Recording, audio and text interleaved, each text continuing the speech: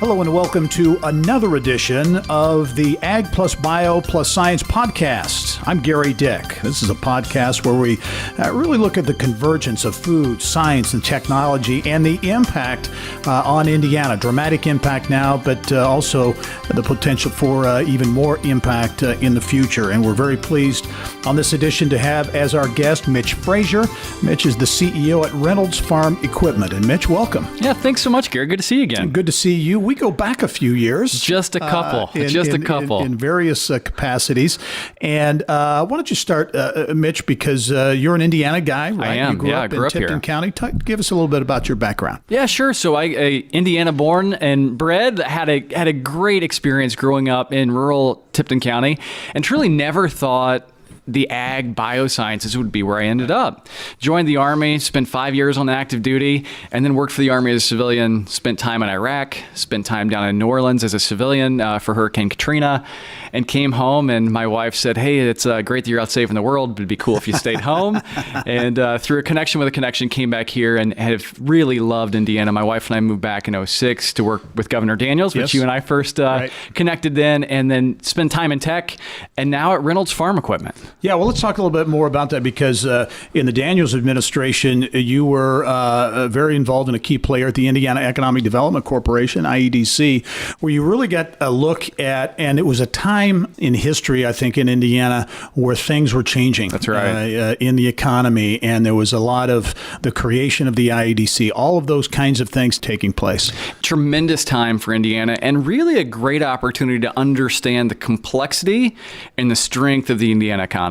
And today, as I zoom out and look at from our position as Reynolds Farm Equipment, we're 7 locations across the Midwest, 5 here in Indiana, and now to be on this side of the equation, to see the strength of the Ag+Bio+Sciences, to see the strength of technology, to see the long shadow that was cast by a crew of so many. I mean, you look at software artistry and IBM. You look at what happened with ExactTarget and Salesforce, with Aprimo and Teradata, with Angie's List and Home Advisor. The story goes on and on. Be remiss if I didn't say Genesis and Interactive Intelligence as well. There's so many. And what I get so excited about, Gerry, is when you look at the strength that we have here in Indiana and the opportunity we have for ag, it's the connection of those two. When you look at Teradata, Angie's List, ExactTarget, Salesforce, Aprimo, right, we go on and on. So many of those folks that created those companies were a generation or two away from the farm. If not the farm, certainly rural Indiana.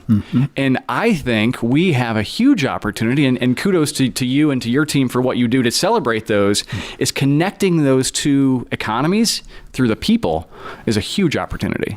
So you look at Reynolds Farm Equipment, and that's a very traditional family-owned company, a great Indiana success story over the course of many years. So you look at that traditional type of company, of organization. You came more directly or most directly from technology, That's from right. ExactTarget and that cutting-edge type of industry. And I think you just talked about there, you see the merging of those two as really something that can be powerful in Indiana, whether it's Reynolds or any number of other scenarios around the state. That's exactly right. You look at production agriculture today. We shouldn't even call it production agriculture. We should call it precision agriculture. I mean, this idea of being able to use analytics, insights, applying innovation to produce more food, to produce better food, to create a world in which we can actually feed all the folks that we need to feed, it is real, and it's happening here in Indiana. When you look at the strengths that we have, when you look at what Indiana has, when we look at all those companies, the tech companies we just mentioned, what are they good at? They're great at analytics. They're great at processing massive amounts of big data. They're great at being able to connect with customers in new ways. And when I look at the agricultural industry, that's what we're great at, right? Well, what our company, what Reynolds Farm Equipment does oh so well, and what the Reynolds family has created back since 1955, was putting the right people and the right equipment in the hands of farmers. Homeowners, landscapers, commercial contractors, golf course operators, so they can create a better experience for their customers.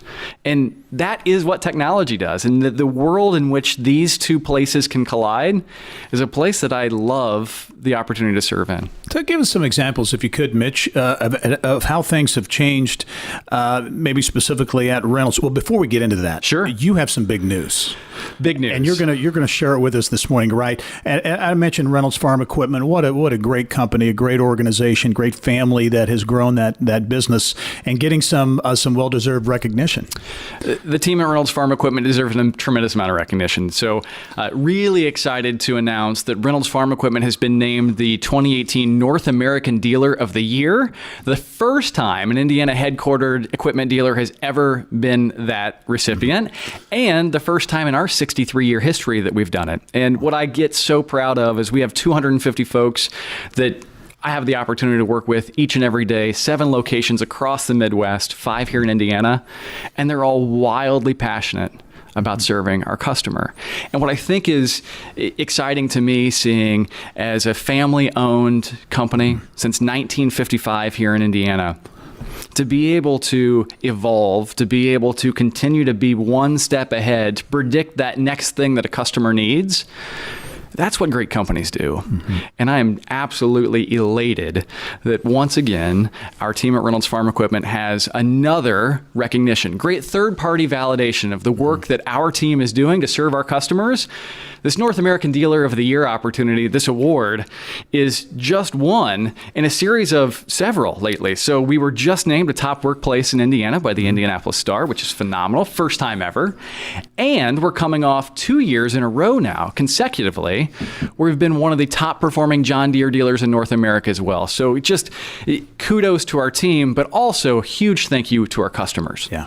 And our customers, when I look at the folks that we have the opportunity to serve each and every day, it is that Hoosier farmer, it's that Hoosier homeowner, it's the landscaper, it's the golf course operator, and we know that we play a critical role in their business and in their life, and we take it incredibly serious. So to win an award like North American Dealer of the Year is a great third-party affirmation or validation for the team at Reynolds Farm Equipment to know we're on the right track. Now, we're not there yet. We still have a lot more to do. We can always do better, but just a nice wind in the sail as we head into the back half of 2018.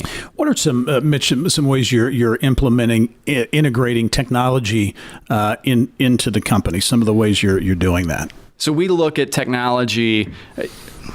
I think there's a better way to even think about it. As I talk through this, is we want to be a tech-enabled company, not a tech-centered company. And I think that is a massive distinction. I heard a gentleman from Carnival Cruise Lines talk through their approach, and it was inspiring because that is what we all aspire to be, is tech-enabled.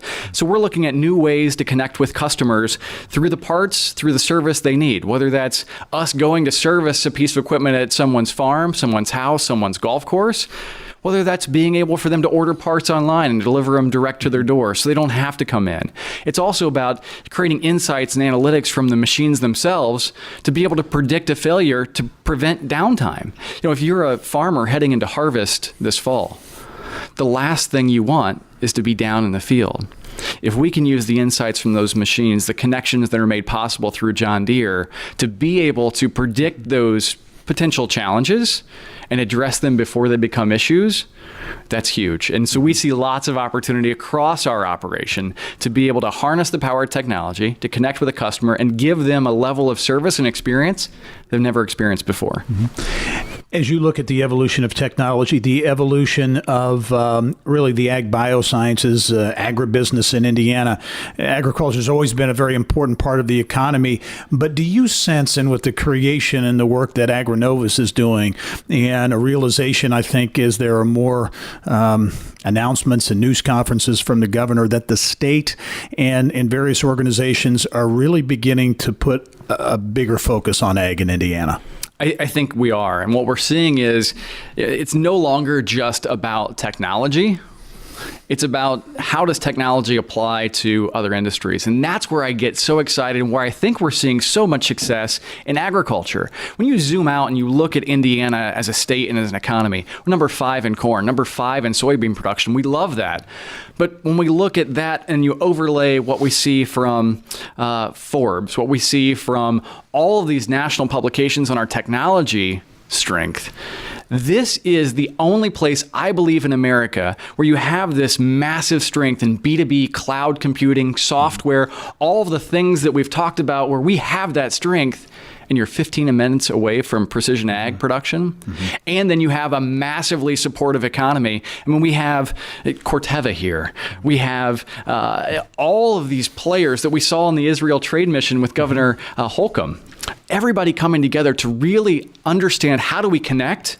How do we build this network where we become the place where innovation happens in agriculture, not just in row crop production, not just in livestock, but how do we become the definitive place that leverages our strengths in technology, leverages our strengths in agriculture to go create something that people have never even imagined possible?